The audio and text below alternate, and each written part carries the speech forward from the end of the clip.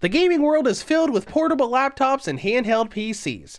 Aya Neo, GPD Win, One X Player, Smok Zero, but nothing would have come from an official and more mainstream form until Valve pushed out one of the most oddly named devices that caused a lot of people to have trouble Googling it because of how close it was to Elgato's Stream Deck. Their official handheld has been out for quite some time and a lot of people have been able to tinker around with it. Having gotten a review unit from Valve not too long ago, I'm ready to talk about it. Here is my review of the Steam Deck. By design, like a Jeep, the Steam Deck looks like a brick. Well, not literally, but it is a very large handheld with a shape that reminds many of the old Sega Game Gear handheld from the 90s. It has a very square shape about it and there is a lot going on. On the front are a D-pad, 2 analog sticks, and 4 face buttons right there at the top. Then we've got some touchpads below each of those button sets that can mimic mouse and pointer functions when you're in a game without built-in gamepad support. Then we got the Steam and Options buttons towards the bottom that open up different menus from within the operating system and the 7-inch screen. Do note that if you have a 512GB model of the deck, you get an anti-glare screen that doesn't do reflections very well, making outside use much easier. Now on the bottom, it's probably the least exciting part of the deck with only a micro SD card slot. Moving over to the top, we have 4 shoulder buttons, a big fan in the middle, a USB-C port for charging, and a headphone jack, along with buttons for volume control and power. Even the back of the unit has a fair amount going on with 4 customizable buttons along with some extra vents for the fans to cool the unit down. Now as far as how the design works out, I think it does well with handling. With how thick the system is on the left and right, it sits and weighs down in the palms a lot easier than say a flat Nintendo Switch. The only complaint I have with the design is the position of the 2 analog sticks. My first couple of days with the deck gave me a lot of adjustment with how high they were. I think it overall would be more comfortable if the sticks and touchpads were a bit lower.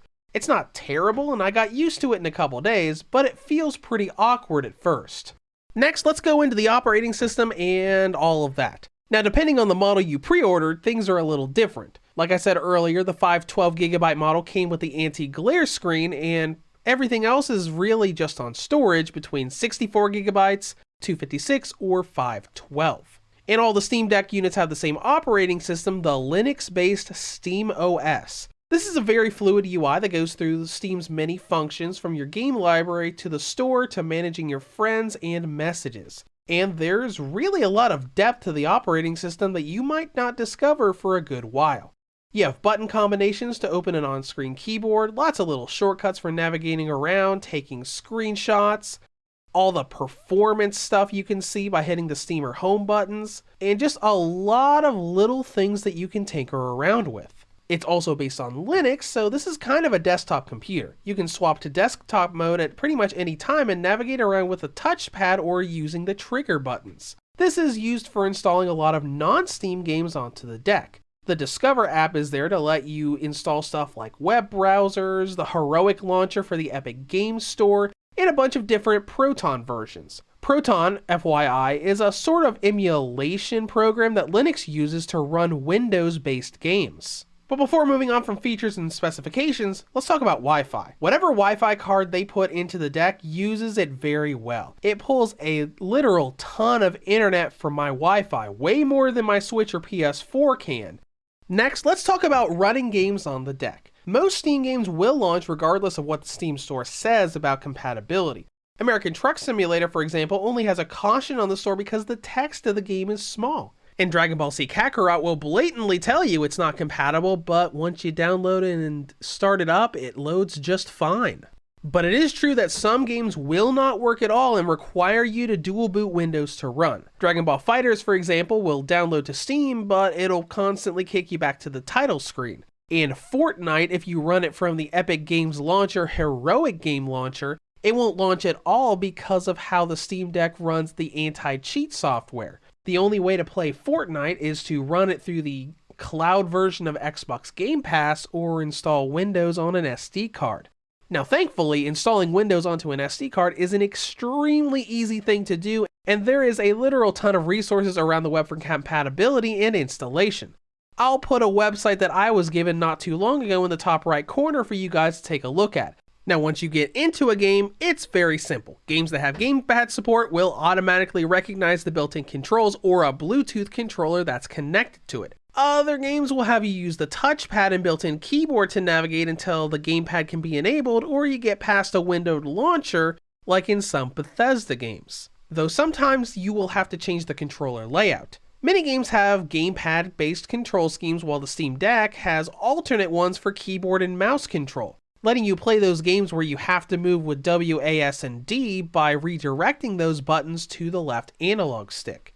But once you got everything set up, the deck performs very well. All the buttons are responsive and it feels good to play. I have played quite a few hours in games like American Truck Simulator, Halo Infinite, Horizon Zero Dawn, the Forza Horizon series, Resident Evil Village, and I never had any problems with controls. But the two more important factors we're getting to now, performance and battery life.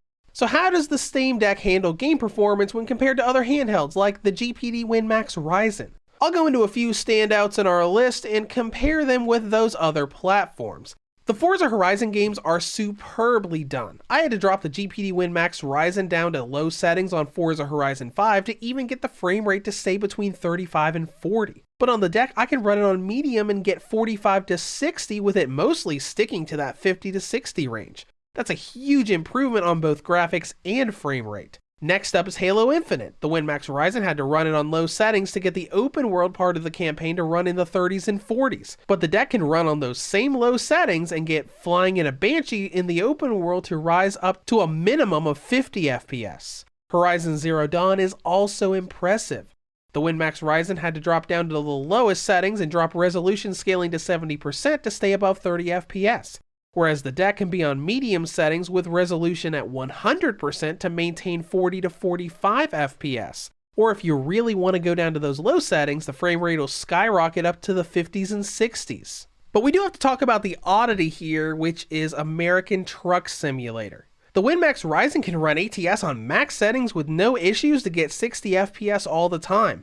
But the deck has to run it as low as medium settings to get 45 to 60, and even that will sometimes drop down to the 30s from time to time.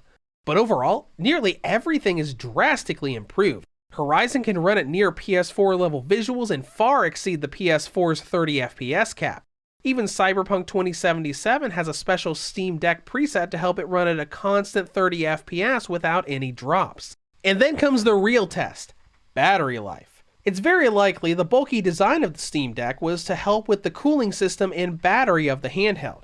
And thankfully there's a lot you can modify and play around with to change the battery life. As far as playtime, it'll depend on what you're playing, just like on the Switch. Resident Evil Village, for example, will last about 2 hours give or take on full brightness with the Wi-Fi on, and get an extra 20 minutes or so if you drop the brightness down to about half. Then you have simpler games like Yu-Gi-Oh! Master Duel that can last well over 4 hours on maximum brightness. In some regards, this is better battery life than you get out of the WinMax Ryzen. Lower games on that would still burn through the battery in a couple hours, whereas they will last much longer on the deck. But performance options are here to help as well. The Steam Deck has an FPS limiter setting that allows you to force any game to never exceed 15, 30, or 60 FPS. If you lock down everything to 30, you'll get more battery life. Not a lot, but Resident Evil Village will get an extra 30 minutes or so if it's running at 30 FPS versus 60. Operating system is also a factor here. I found that Windows 10 was much less taxing on the battery than SteamOS. Now, gathering all our thoughts together, I think the Steam Deck is a great handheld PC.